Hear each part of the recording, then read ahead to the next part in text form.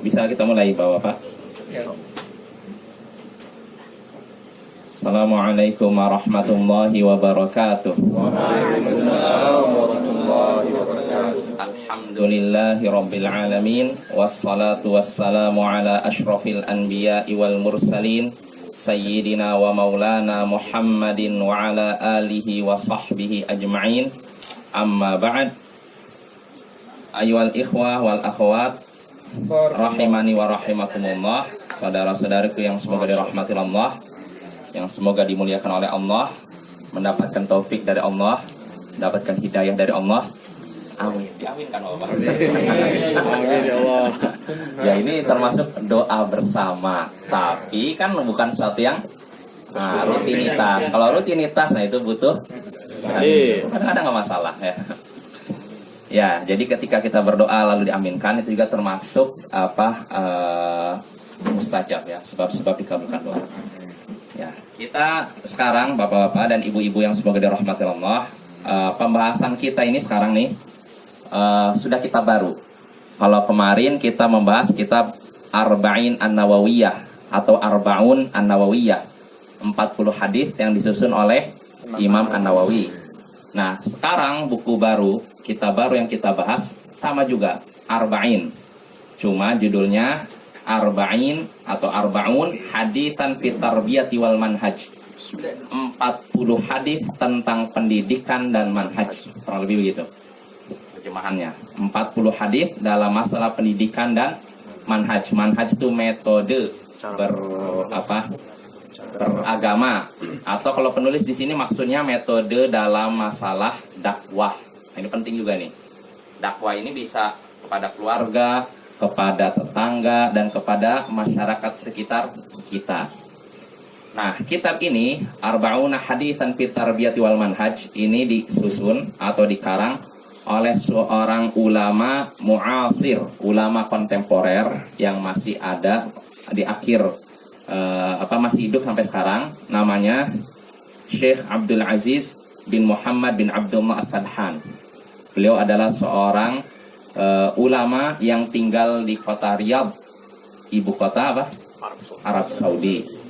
Ya, beliau seorang dosen di Universitas Muhammad bin Saud yang ada di Riyadh, Arab Saudi. Dan beliau adalah murid, termasuk murid Syekh Abdul Aziz bin Abdullah bin Baz, mufti Saudi sebelum yang sekarang, dan juga mufti Saudi sekarang juga, beliau muridnya juga. Dan termasuk muridnya ulama Saudi yang terkenal, yaitu Syekh Saleh Al-Fauzan yang masih hidup juga. Semoga Allah memanjangkan umur keduanya sehingga kita bisa mengambil manfaat dari keduanya. Ya, ini sedikit membahas tentang penulis kitab ini ya, 40 hadis tentang pendidikan dan manhaj. Nah, saya mungkin tidak membaca muqaddimahnya, muqaddimahnya panjang. Yang paling penting intinya. Betul tidak? Tuh. Ya, walaupun kadang kalau memang bapak-bapak punya background bahasa Arab, memang bagusnya dibaca satu persatu biar ngambil faidah dari sisi bahasa. Cuman ini mungkin terlalu berat, makanya saya tidak akan baca semuanya. Cuma yang akan saya baca mungkin beberapa poin dalam muqaddimah, dalam pendahuluan yang penting kita ketahui. Jadi begini bapak-bapak, dari muqaddimah yang saya baca, di sini penulis menyebutkan bahwasanya penyusunan hadis menjadi 40. Kan Imam Nawawi menyusun hadis namanya kitab Arba'in An-Nawawiyah kan? Hadisnya 42. Nah, dan yang melakukan seperti ini, menyusun kitab dengan isinya 40 hadis atau 42 hadis, ini ada banyak. Bukan cuma Imam An-Nawawi saja. Penulis menyebutkan bahwa Imam Nawawi pun menyebutkan bahwasanya para ulama sudah pernah menyusun kitab Arba'in 40 hadis, baik mutaqaddimin, ulama terdahulu, wal mutaakhirin, walaupun belakangan. Baik yang terdahulu maupun belakangan. Jadi banyak yang menyusun kitab Arba'in. Arba'in itu artinya 40. Menyusun satu kitab isinya 40 hadis. Ini bukan cuma Imam Nawawi, ada banyak.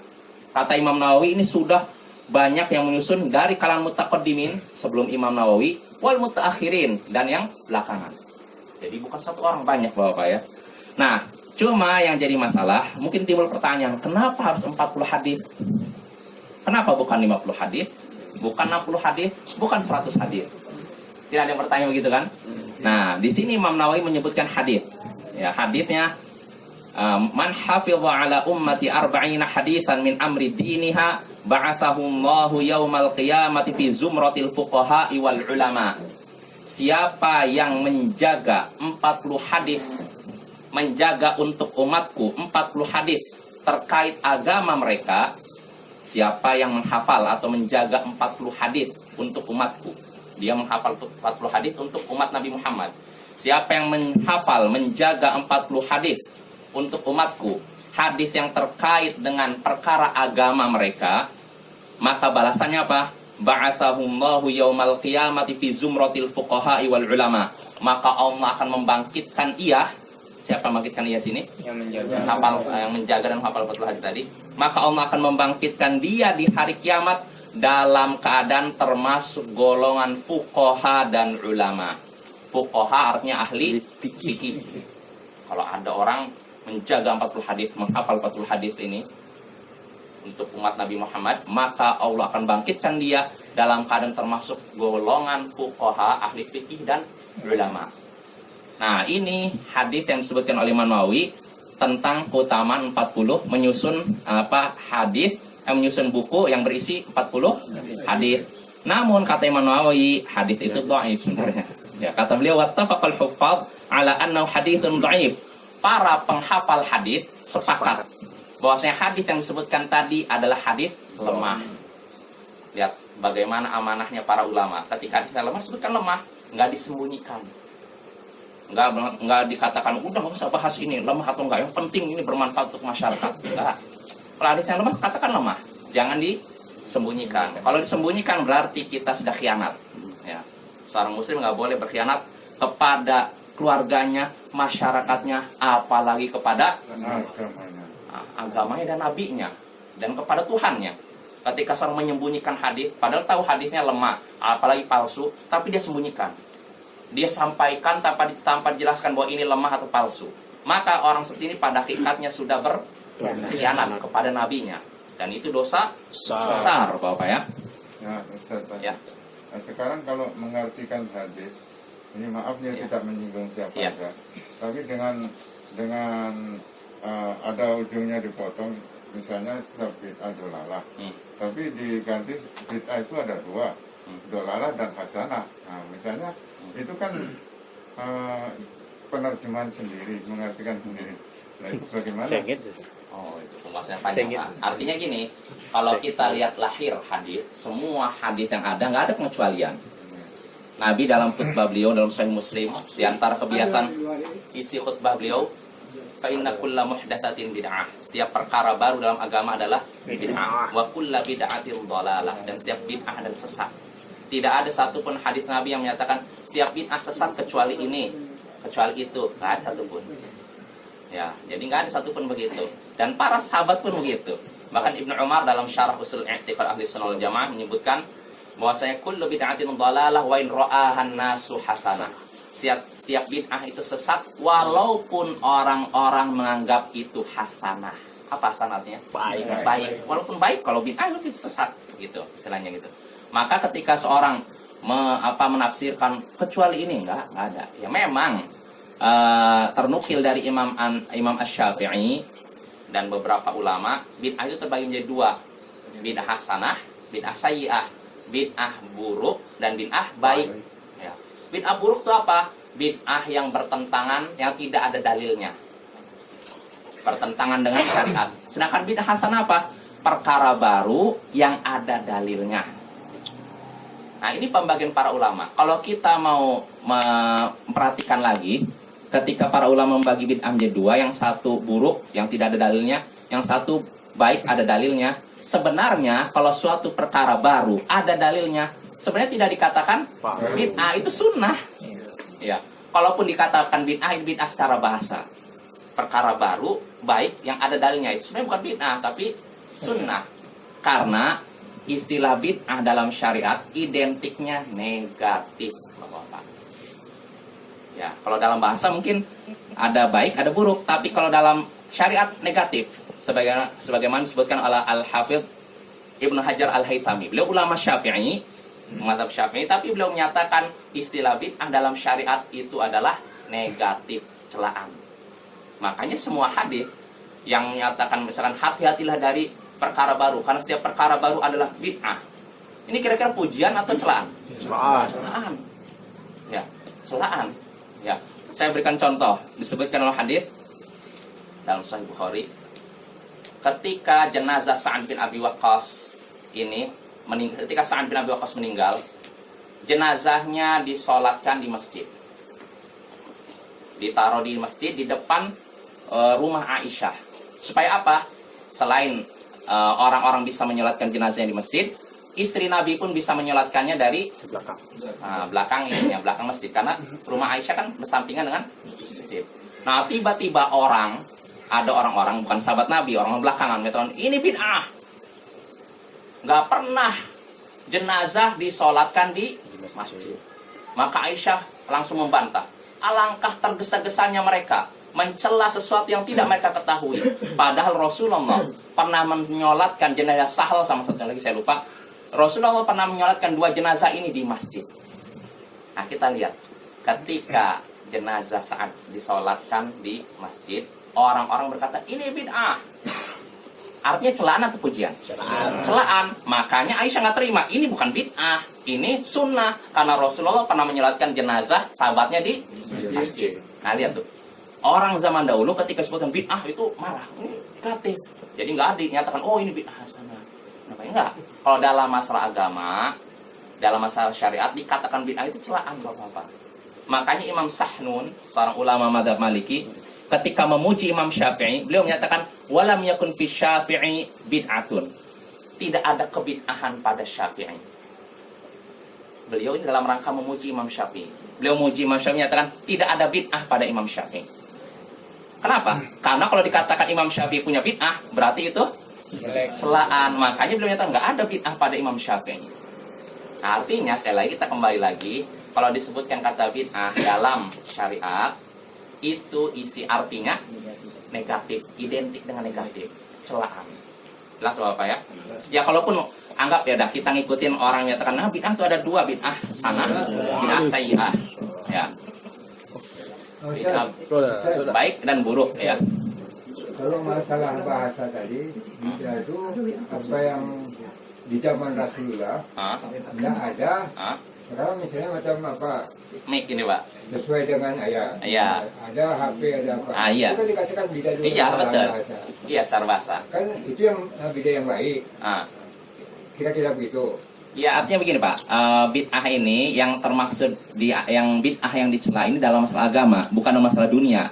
Kalau masalah dunia nggak ada pembahasannya, tergantung ininya, tergantung itu ada unsur positif atau negatif. Contohnya HP.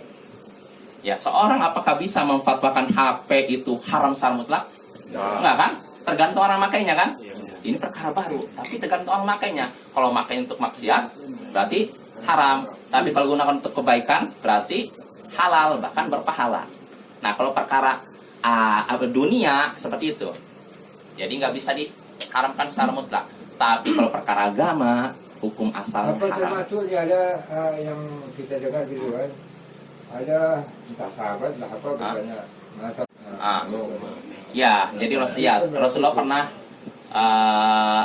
dulu ada sahabat yang kurma. Aku bagus yang begini-begini aja. Ternyata setelah nurutin Rasulullah gagal. Rasul gimana nih? Kata Anda katanya kurma bagusnya begini, tapi kenyataannya gagal. Rasulullah saya cuma ngasih saran aja.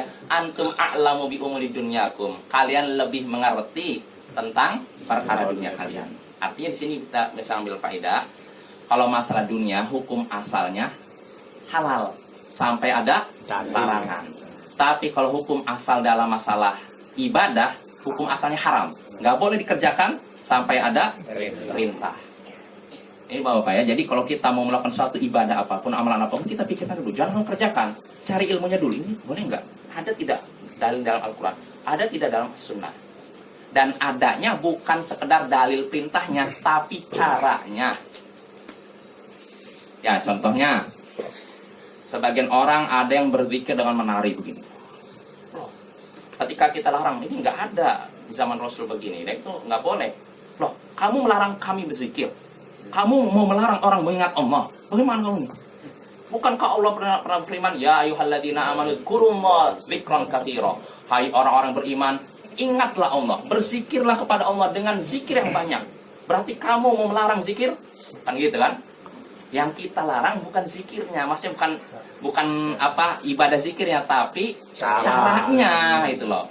Karena seorang muslim diperintahkan untuk mengikuti perintah Allah dan Rasulnya, baik ibadahnya maupun caranya juga.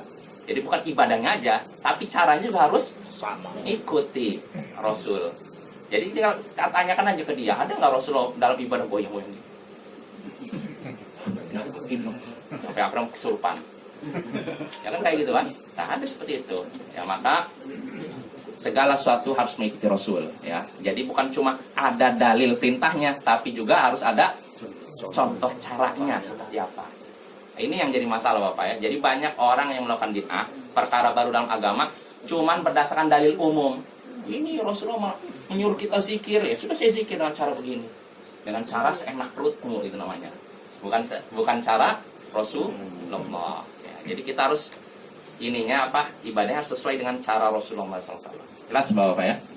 Ya. Atau bisa juga dijelaskan saat untuk memperjelas lagi mungkin bahwa dalam masalah sarana, nah, bahkan Ustaz pernah jelaskan, mungkin boleh ulang lagi Ustaz. Jadi biar lebih jelas nanti mana yang bid'ah itu, mana yang tidak. Karena sarana itu umumnya kan baru sekarang. Iya. Dulu belum ada di zaman Nabi. Macam mana Ya kesimpulannya begini Bapak ya.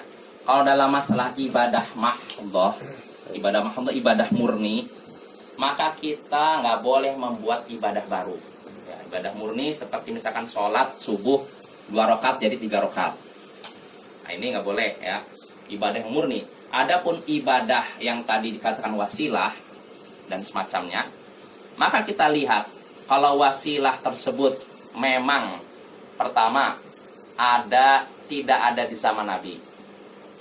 Tidak ada di zaman Nabi dan ada di zaman sekarang. Dan seandainya kita pikirkan di zaman Nabi ada, tentu Nabi akan melakukannya, maka kita nggak apa-apa melakukan saran tersebut. Contohnya mic, TPA dan semacamnya. Jadi gini, saya berikan kaidah gini aja. Segala ibadah yang ada faktor pendorongnya, namun Nabi tidak melakukannya dan tidak ada penghalangnya, berarti itu adalah bid'ah. Segala ibadah yang tidak ada faktor pendorongnya di zaman Rasul dan tidak ada yang menghalangi Rasul untuk melakukannya, lalu kita melakukannya, berarti itu bid'ah. Boleh contoh apa nih? Boleh kasih contoh? Contohnya apa ya? Ini apa? Yang biar lebih jelas. Ya beginilah. Sensitif. Ya, sensitif. Ya begini Bapak. Gimana ya kalau saya ngasih contoh jauh-jauh bingung nanti. Yang ada, tapi sensitif nih. Ya contohnya begini Bapak. Merayakan kelahiran Nabi Muhammad SAW. Ya. Tujuan merayakan kelahiran Nabi untuk apa kira-kira? Biasanya orang-orang merayakan kelahiran Nabi. Memuliakan Nabi kan? Ya kan? Memuliakan Nabi. Betul? Betul. Ya. Nah, kita mau nanya. Ketika di zaman Nabi, dorongan untuk memuliakan Nabi ada tidak? Ada kan? Para sahabat ada di situ. Mereka orang yang sangat mencintai Nabi SAW. Tapi para sahabat tidak melakukan itu. Pertanyaannya, ada tidak yang menghalangi mereka untuk melakukan itu? Tidak ada. Para sahabat gitu berkuasa. Mereka sudah menguasai Arab kan? Iya. Mereka sudah berhasil mengusir kaum musyrikin. Nah, faktor pendorong untuk merayakan kelahiran Nabi ada, yaitu memuliakan Nabi. Tapi Nabi tidak melakukannya. Para sahabat tidak melakukannya. Maka itulah yang dinamakan bid'ah. Beda halnya kalau misalkan suatu perbuatan, faktor pendorong untuk melakukannya tidak ada di zaman Nabi. Maka kalau misalkan ada di zaman sekarang, kita boleh melakukannya. Contohnya penulisan Al-Quran. Ada tidak faktor pendorong untuk menulis Al-Quran di zaman Nabi? Sebenarnya ada, tapi anggap tidak ada lah. Karena apa? Misalkan ketika itu wahyu masih turun, ya kan? Jadi para sahabat belum butuh untuk membukukan Al-Quran. dan penghafal Al-Quran masih banyak. Ya kan? Maka di zaman Nabi nggak dibutuhkan faktor pendorong untuk membukukan Al-Quran, belum ada. Nah, di zaman Nabi tidak ada. Ternyata di zaman Abu Bakar faktor pendorong untuk membukukan Al-Quran ada. Yaitu apa? Sahabat banyak yang meninggal dunia. Dan ketika itu umat membutuhkan supaya apa? Al-Quran ini terjaga. Maka mereka pun, terutama Umar bin Khattab, mengusulkan kepada Abu Bakar untuk membukukan Al-Quran. Maka apa hukum membukukan Al-Quran? Bid'ah? Tidak. Ya, ini tidak dikatakan bid'ah. Ya, karena faktor pendorong untuk membukukan Al-Quran di zaman Nabi tidak ada. Adanya setelah di zaman Nabi. Ya, ini contohnya. Lalu kedua, misalkan ini, faktor pendorongnya ada, tapi ada penghalangnya di zaman Nabi. Maka kalau penghalangnya tidak ada di zaman sekarang, kita boleh. Contohnya begini, orang melaksanakan salat taraweh. Apa faktor pendorong untuk melakukan salat taraweh? Apa yang mendorong orang-orang melakukan salat taraweh? Enggak, yang mendorong kita untuk melakukan salat taraweh apa? Dalam rangka apa? Cari pahala kan? Nah, ada tidak di zaman Nabi? Ada. Para sahabat semangat untuk mencari pahala kan? Di bulan Ramadan, Nabi juga. Tapi Nabi tidak jadi melakukannya. Cuma 3 hari saja, setelah itu enggak. Karena ada penghalang. Apa penghalangnya? Khawatir turun wahyu yang mewajibkan. Dan ternyata penghalang ini tidak ada di zaman sekarang. Tidak ada di zaman Abu Bakar dan Umar. Karena apa? Setelah Nabi wafat, sampai Nabi wafat ternyata tidak turun wahyu yang mewajibkan salat taraweh. Nah, berarti kalau kita, Umar bin Khattab ketika mengadakan lagi salat taraweh di masjid, ini tidak dikatakan bid'ah. Karena perbuatan tersebut, sekali lagi, di zaman Nabi tidak dilakukan karena ada faktor penghalangnya. Adapun zaman Umar tidak ada penghalangnya. Jadi kesimpulannya gitu Bapak, atau agak rumit ya. Pokoknya gini, segala ibadah yang tidak dilakukan Nabi, padahal ada faktor pendorongnya dan tidak ada yang menghalanginya, maka itulah bid'ah. Adapun kalau suatu perbuatan dilakukan karena tidak ada faktor pendorongnya di zaman Nabi, maka kalau kita melakukan sekarang karena ada faktor pendorongnya, itu tidak dikatakan. Nah, contohnya apa? Membukukan Al-Quran. Begitu juga kalau kita melakukan suatu ibadah yang tidak dilakukan Nabi karena ada penghalangnya, lalu kita sekarang lihat tidak ada penghalangnya, maka dalam hal ini kita boleh melakukannya. Ya, contohnya salat tarawih. Jelas Bapak ya? Mungkin harus diulang-ulang nanti lah, insya Allah ada pembahasan khusus. Iya, ada. Ustaz, Ya. ya. Ustaz, berarti pembukaan Al-Quran dipakai HP digital itu tidak apa-apa, Ustaz? Apa? Karena kan HP zaman Rasulullah nggak ada. Iya, masalah. Karena faktor pendorong untuk itu nggak ada kan? Jadi kita baca Al-Quran di HP itu nggak termasuk. Orang nggak bilang. Cuman kalau ditanya afdalnya mana? Di mushaf. Di mushaf langsung. Lebih baiknya. Oh iya, lebih baik. Jelas Bapak ya? Jelas. Ya, pembahasannya kopi dah mana? Ya kita kembali lagi. Ya jadi ini pembahasannya bukan bid'ah Bapak ya. Ini masih muqaddimah arba'in ya. Jadi kita kembali lagi. Ada hadis. Tidak ada ya? Ya jadi Imam Nawawi ketika menyusun hadis arba'in 40 hadis ya. Itu kan disebutkan ada hadisnya tadi. Siapa yang menjaga 40 hadis untuk umatku terkait perkara agamanya, maka Allah akan bangkitkan ia di hari kiamat sebagai golongan, termasuk golongan fuqaha dan ulama. Ya. Namun hadis ini kata Imam Nawawi dhaif. Para ulama ahli hadis sepakat bahwa itu hadis dhaif. Wa in kathurat turuquh, walaupun jalan-jalan hadis ini banyak. Artinya apa? Perawi ini pada lemah semua. Hafalannya lemah, nggak dipakai semua. Ini amanahnya ahli hadis, jelaskan gitu ya. Nah, terus kenapa Imam Nawawi membuat kitab Arba'in Nawawi hadis 40 padahal hadisnya? Nah, maka di sini Syekh menyebutkan, Imam Nawawi menyebutkan wa ma'ahada, walaupun begitu, falaysa i'timadi ala hadzal hadis. Yang mendorongku menyusun hadis Arba'in 40 hadis bukan karena bersandar dengan hadis tadi. Hadis yang lemah tadi. Bersandar dengan apa? Beliau bersandar dengan sabda Nabi SAW dalam hadis-hadis sahih, yaitu hadis Nabi yang berbunyi liyuballighi syahidu minkumul ghaib. Hendaknya orang yang hadir menyampaikan kepada yang tidak hadir. Ini. Jadi Imam Nawawi menyusun 40 hadis bukan bersandar dengan hadis tadi yang lemah, tapi bersandar dengan hadis yang ini. Hendaknya orang yang hadir menyampaikan kepada yang tidak hadir. Wa qaulihi sallallahu alaihi wasallam, dan juga sabda Nabi sallallahu alaihi wasallam, beliau juga bersandar kepada sabda Nabi ini, nadzarallahu mra'an sami'a maqalati fawa'aha fa'addaha kama sami'aha. Semoga Allah mencerahkan wajah seseorang yang mendengar ucapanku, ia memahaminya, lalu menyampaikannya seperti yang ia dengar. Nabi katakan, semoga Allah mencerahkan wajah seseorang yang mendengar ucapanku. Itu mendengar hadis Nabi. Setelah mendengar, dia memahaminya, lalu ia sampaikan seperti yang ia dengar.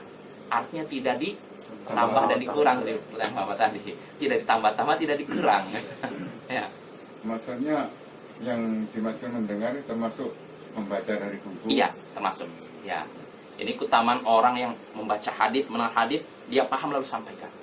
Nabi katakan semoga Allah cerahkan wajahnya. Dan doa Nabi. Dan ini ketika Nabi menyatakan naddarallahu mra'an, sebenarnya ada dua makna.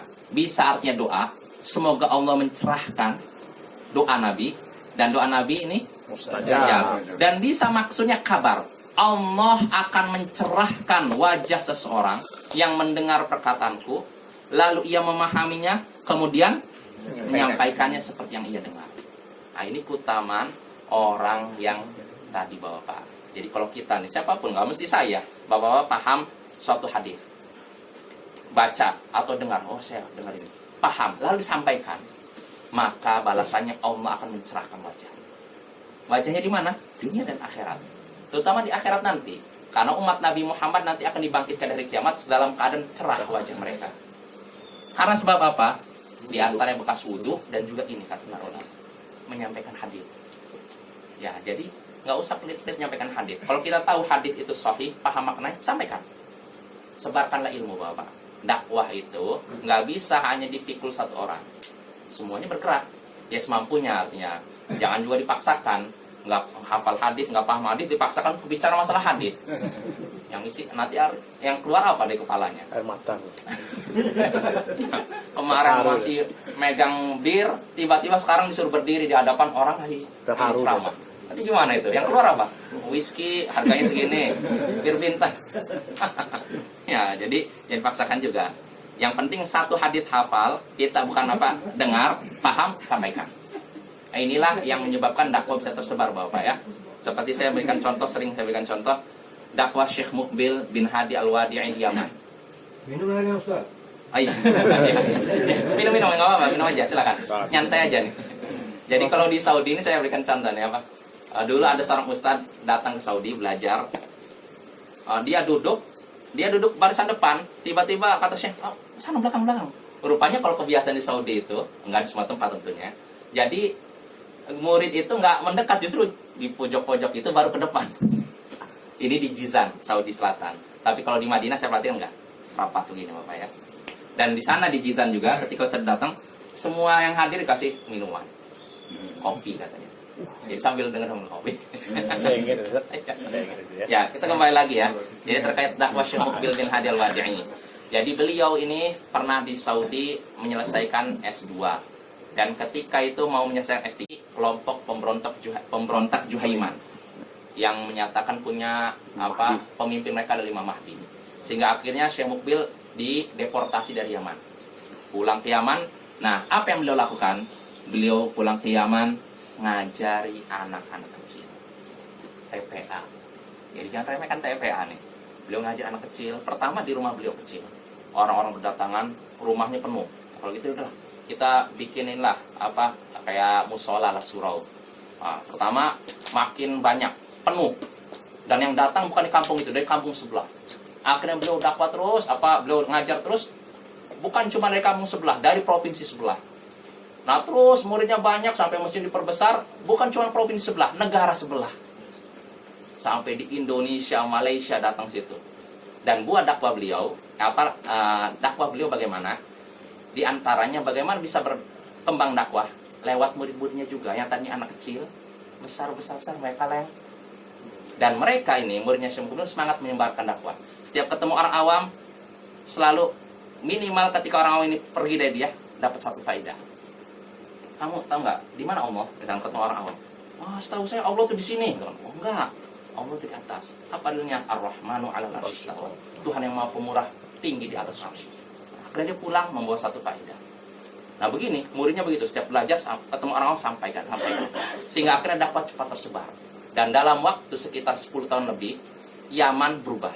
Kalau dulu Yaman identiknya Sufi Syiah.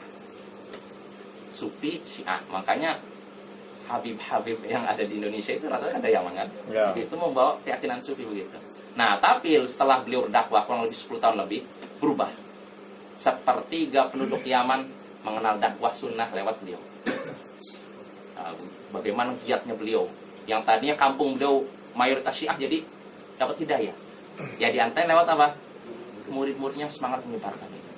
Ya beliau juga tetap pergi kemana ngajar, tapi muridnya aktif. Ya jadi kita begitu ya. Kalau misalnya kita semangat ketemu orang awam, kasih faedah.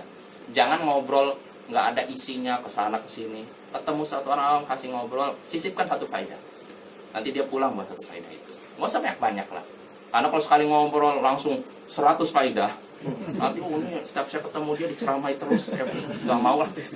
Jangan begitu. Ya, kalau 100 nggak nempel, tapi kalau 1 insya Allah nempel, Bapak ya. Ya ini, jadi ini semangat ya. Hendaknya kita mengikuti Nabi SAW sini. Doa Nabi, semoga Allah mencerahkan wajah seseorang yang mendengar perkataanku, ia memahaminya lalu menyampaikannya. Nah inilah hadis inilah yang dijadikan sandaran Imam Nawawi untuk menyusun kitab Arba'in Nawawi. Hadis yang 40 itu. Jelas Bapak ya? Nah itu hadis Arba'in Nawawi. Lantas bagaimana dengan Syekh Abdul Aziz Sadhan? Beliau juga sama. Beliau mengikuti jejak ulama terdahulu. Ya, makanya di sini beliau berkata nih, wa ana fi musannifi hadza atashabbahu biman sabaq. Saya terkait tulisan ini, terkait karya tulis ini, buku ini, saya meniru orang-orang yang telah berlalu, yaitu para ulama terdahulu. Ya. Fi asma'i musannafatihim. Wa Allah, dan saya memohon kepada Allah an as'ala an yarzuqana tashabbuha bihim fi sadiqi himmatihim wa quwwati azimatihim fil ilmi wal amal. Dan saya memohon kepada Allah agar memberikan rezeki kepada kita, yaitu menyerupai mereka. Mereka ini siapa? Para ulama terdahulu, terkait jujurnya semangat mereka dan kuatnya tekad mereka dalam masalah berilmu dan beramal. Jadi Bapak-bapak, kalau kita mau niru, tirulah orang yang baik. Kalau memang kita tidak bisa seperti mereka, minimal tirulah mereka, serupailah mereka. Makanya ada bukan peribahasa, syair dari seorang penyair yang berbunyi, illam takunu mithlahum fatashabbahu inna tashabbuha bil kirami falahu. Kalau engkau tidak termasuk mereka, orang-orang yang mulia, maka tirulah mereka, serupailah mereka, karena menyerupai orang-orang yang mulia adalah suatu keberuntungan. Kalau kita nggak bisa seperti Imam Nawawi, minimal menyerupai Imam Nawawi berapa persennya lah. Karena kalau kita menyerupai orang baik, dapat kebaikan. Tapi kalau kita menyerupai orang yang buruk, kita dapat keburukan ya. Jadi inilah penulis beliau ya, Syekh sini penulis kitab ini, beliau ketika menyusun kitab ini beliau meniru ulama-ulama terdahulu ya. Jadi Bapak mengikuti ulama terdahulu lebih berkah, lebih selamat akidah mereka dan manhaj mereka. Ya, makin kesini, makin mendekati akhir zaman, makin banyak perubahan. Tapi kalau kita mengikuti ulama terdahulu, itu masih dekat dengan zaman Nabi, masih terjaga. Makanya saya pernah memberikan tips kepada Bapak kan terkait masalah akidah. Banyak keyakinan ini, keyakinan itu. Saya katakan kalau Bapak-bapak mau cari akidah yang selamat, belajar akidah yang selamat, belajarlah dari para ulama terdahulu. Sebelum Imam Abu Hasan al-Asy'ari, terutama 4 imam madhab. Imam Abu Hanifah, Malik, Syafi'i, dan Ahmad bin Hanbal. Jadi jangan kita terpengaruh dengan keyakinan-keyakinan orang belakangan. Nah, ini kamu tahu nggak ini? Allah itu tidak di tempat, makanya Allah itu tidak di atas. Nih ucapan ini seorang filosofi ini begini. Ini orang belakangan. Ya, kalau kita mau lihat akidah yang benar, lihat ulama terdahulu. Jelas Bapak ya. Makanya nanti insya Allah kalau kita belajar akidah, udah selesai kita tauhid, kita belajar akidah wasitiyah, akidah tahawiyah, ulama terdahulu nih. Nanti kalau perlu belajar kitab As-Sunnah Imam Al-Muzani, muridnya Imam Syafi'i. Itu lebih murni lagi. Kalau kita mau belajar akidah yang lebih murni, lebih bersih, ulama terdahulu. Ya. Jangan bingung Bapak ya. Ya itu maksud penulis ya, menyusun kitab ini. Jadi beliau juga dalam rangka meniru meniru ulama terdahulu. Dan beliau samakan sini, kata beliau, wasamaitu hadzal musannaf, saya namakan karya tulis saya ini arba'una haditsan fit tarbiyati wal manhaj. 40 hadis tentang pendidikan, tarbiyah dan manhaj. Tarbiyah ini diartikan pendidikan. Nah, namun kalau kata penulis ini, maksud saya dengan tarbiyah di sini maksudnya at-ta'amul ma'a nafsil abdi wa jawarihi, yaitu berinteraksi antara hamba dengan dirinya sendiri dan anggota tubuhnya sesuai dengan nas-nas dari syariat dan sesuai dengan jalannya salaf soleh. Artinya apa? Tarbiyah di sini artinya apa istilahnya tarbiyah tapi bahasa Indonesia apa? Mendidik diri. Pendidikan pribadi maksudnya, bukan pendidikan sekolah maksudnya. Jadi 40 hadis terkait pendidikan diri sendiri. Bagaimana kita mendidik kita menjadi yang baik gitu. Sedangkan manhaj di sini kata penulis maksudnya at-ta'amul fi da'watin nas. Bermuamalah, berhubungan dengan orang lain, mendakwahi orang lain. Jadi yang kita bahas mendidik diri kita dan orang lain. Jelas Bapak ya kesimpulannya ya. Nah, di sini penulis menutup mukadimahnya, Allahumma arham walidina alladzina rabbawna shighara. Ya Allah, rahmatilah orang tua kami yang telah mendidik kami ketika masih kecil. Amin. Nah, beliau berdoa semoga Allah merahmati orang tua kita. Karena kalau tanpa lewat mereka kita tidak ada. Makanya doakanlah. Jadi walaupun seorang sudah jadi ulama besar, jadi presiden, kalau di hadapan orang tua tetap saja anak. Kedudukannya tidak bisa lebih tinggi. Ya tidak? Ya. Walaupun presiden, di bawahnya ratusan tentara, jenderal sekalipun, kalau di hadapan orang tua dia posisinya anak. Nggak lebih tinggi, Bapak. Maka jangan lupakan jasa orang tua kita. Allahumma gfir li masyayikhina alladzina 'allamuna wa addabuna. Ya Allah, ampunilah guru-guru kami yang telah mengajarkan kami dan memberikan adab kepada kami. Dari sini juga termasuk adab mendoakan guru-guru kita yang telah mengajari kita. Ya, itu termasuk adab yang baik. Makanya Imam Nawawi menyatakan dulu para ulama terdahulu kalau mau belajar, mereka sedekah dulu, lalu berdoa, ya Allah, ampunilah guru kami dan berikanlah dia taufik ini. Didoakan. Sedekah dulu lalu doa. Sedekahnya bukan ke gurunya, maksudnya sedekah orang lain, berdoa. Mudah-mudahan guru saya diampuni oleh Allah begini-begini. Itu termasuk adab yang baik. Wa jama'na bihim fi dari karamatik, dan kumpulkanlah kami dengan mereka di negeri yang Engkau muliakan ya Arhamar Rahimin. Wahai Tuhan yang Maha Pengasih. Wahai Tuhan yang paling pengasih di antara orang-orang yang pengasih. Amin ya rabbal alamin. Nah, ini mukadimahnya Bapak ya. Ya, adapun hadisnya mungkin akan kita bahas pada pertemuan berikutnya. Ya, jam berapa ini? Isya. 5 menit lagi. Ya. Jelas Bapak ya. Jadi kesimpulannya, ini kita baru mukadimah. Ya, kenapa yang kita bahas arba'in? Dan mungkin Bapak mungkin bertanya, kenapa kita tidak belajar lagi Sahih Bukhari seperti dulu? Ya, setelah saya pertimbangkan Bapak, Sahih Bukhari ini tingkatan keberapa kalau kita belajar? Khawatirnya kalau kita belajar Sahih Bukhari terasa berat. Makanya ya terus terang waktu dulu saya keliru juga. Dulu saya mungkin sebenarnya secara pribadi nih, saya ketika membahas Sahih Bukhari dalam rangka menarik orang juga. Karena kalau yang dibahas Sahih Bukhari, Imam Bukhari, orang ada rasa hormat kan, oh Imam Bukhari nih. Tapi ternyatanya setelah diadakan pelajaran Sahih Bukhari nggak datang juga. Tetap aja ya sudahlah. Nggak usah mikirkan orang lah. Yang penting yang ada ya kita inilah, yang dasar supaya lebih kuat. Ya, jadi kalau kita belajar dari dasar, pondasinya udah kuat, maka ke atasnya makin kuat. Tapi kalau langsung loncat, sekali jatuh sakit kan, meninggal. Ya tidak. Nah inilah maksudnya ya. Jadi insya Allah kita kalau kitab Arba'in ini sudah selesai juga, kita akan membahas Arba'in yang lain. 40, 40, 40. Nanti kalau udah 40, 40 ini selesai, udah 4 Arba'in misalnya, atau 5 Arba'in, baru kita masuk Sahih Bukhari. Nah, Bapak ya. Yang gitu saja dari saya. Kurang lebihnya maaf. Subhanakallahumma bihamdik, asyhadu an la ilaha illa anta, astaghfiruka wa atubu ilaik. Assalamualaikum warahmatullahi wabarakatuh. Waalaikumsalam.